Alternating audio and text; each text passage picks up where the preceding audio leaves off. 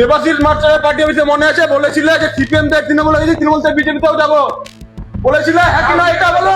যদি সত্যিবাদী হও তো বলো, বলেছো অডিও আছে এখনো, এটা ভাইরাল হবে, অনেক কিছু এরকম আছে। বলেছিল না বলোনি বলো, তুমি এখনো থাকলে বলো বলবি। তুমি এখনো চেয়ারম্যান আছো, প্ল্যান ছাড়া কিভাবে বিল্ডিং হচ্ছে মানে পাঁচতলা বলো, এটাও তুমি জানো না? কেন আলোচনা করবো, কেন আলোচনা করবো? একটা বিল্ডিং হচ্ছে বারোদুয়ারিতে, পাঁচতলা বিল্ডিং, যার প্ল্যান নাই। লজ্জা করে না তোমার? তুমি প্ল্যান ছাড়া বিল্ডিং বানাচ্ছ।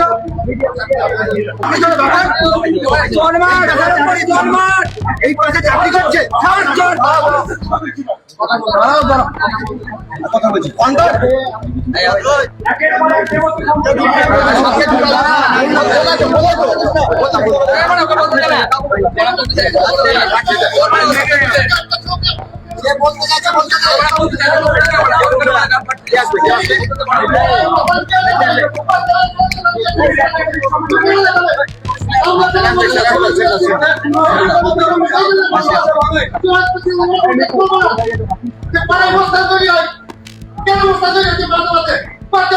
বলতে যাচ্ছে তোমার দাদা কি আজকে কি আনছিল তোমার বাড়িটা এরা মরে যাচ্ছে। আজকে বাড়ি আজকে বলছি আজকে টিএমসি কি বন্ধু একটা ছাড়া টিকতো না। কথা বল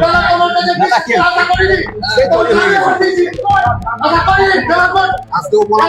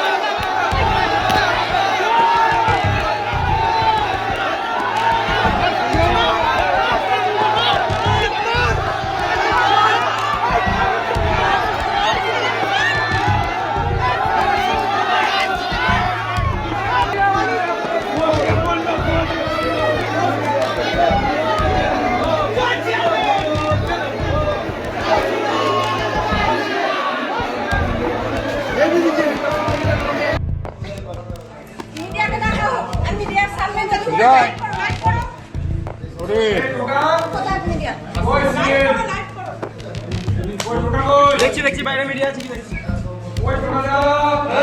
তুমি না সিএম চ্যানেলে ওটা বাইরে আছে মিডিয়া কথা আছে মিডিয়া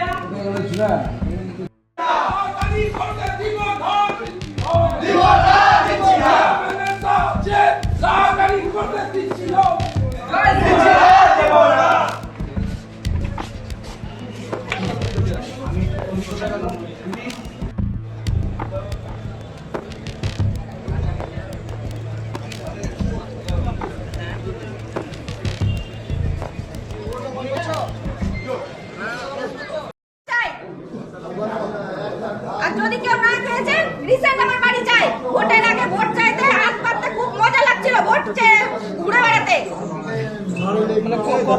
কোন সময় আপনার বাড়ি 21-22 সাল, এই দেখুন 21-22 সালে আমার বাড়ি এসেছে। কেন আমি এখনো বাড়ি ছাড়া বাড়ি পাইনি? আপনি কোন পৌরসভায়? আমার 13 নম্বর ওয়ার্ডের বাড়ি। আমার স্বামী বিজেপির গাড়ি চালায় বলে আমাকে বঞ্চিত করেছে।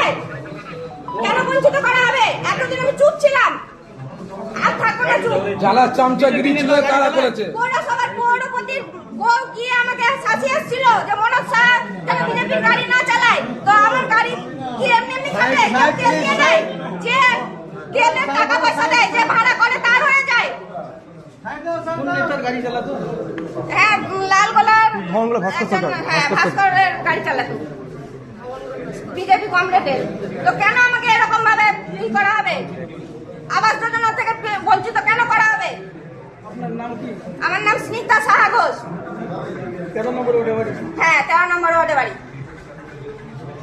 আমার দলিল আছে, পত্র আছে, খাজনা দিচ্ছি, ট্যাক্স দিচ্ছি, পুরো আমার কোনো রকম এখানে কোনো ঘোটালা নাই। আমার দলিল পত্র দেখলে এমন কাগজ কথা বলবে। এই অবস্থার মধ্যে দিয়ে আমার কেন, আমার কি অপরাধ? আমার জায়গা আমি পাবো না, আমি হাঁটতে পাবো না, এটা কোনো অনারাজ্য বলুন আপনি? আমার কাগজ কথা বলবে। কাগজে যদি ঠিকঠাক থাকে তাহলে নিশ্চয়ই। ওয়ার্ড নাম্বার কত? Ward number 13। বাড়ি? বাড়ি আমার আজিমগঞ্জ শিলিগুড়িপাড়া।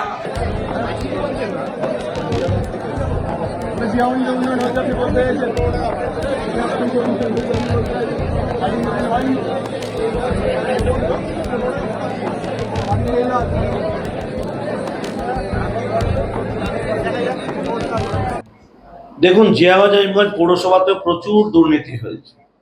যারা দুর্নীতির শিকার হয়েছিলেন তারা স্বতঃস্ফূর্তভাবে আজকে আন্দোলন করছে। তারা ঘিরে রাখতে পারেন, তারা তাকে বাড়ি পৌঁছে দিতে পারেন, তারা তাকে লাড্ডু খাওয়াতে পারেন, জল খাওয়াতে পারেন, সেটা তাদের ব্যাপার।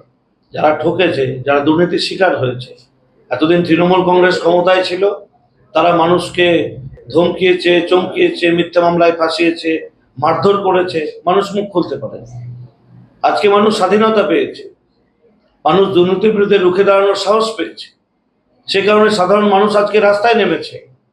আমরা সোশ্যাল মিডিয়ায় দেখলাম চিৎকার হচ্ছে, স্লোগান হচ্ছে। মানুষ নিশ্চয়ই নিজের বিচার নিজে চাইতে গেছে, তার কাছে তিনি উপযুক্ত জবাব দেবেন।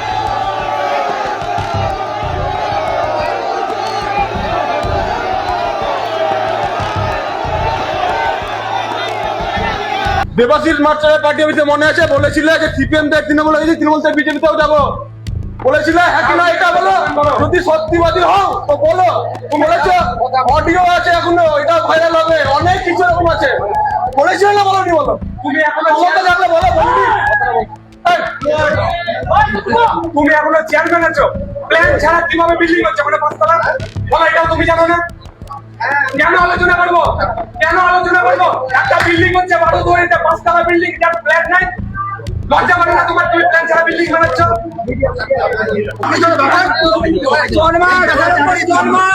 এই পাশে চাকরি করছে, কথা বলছি বলতে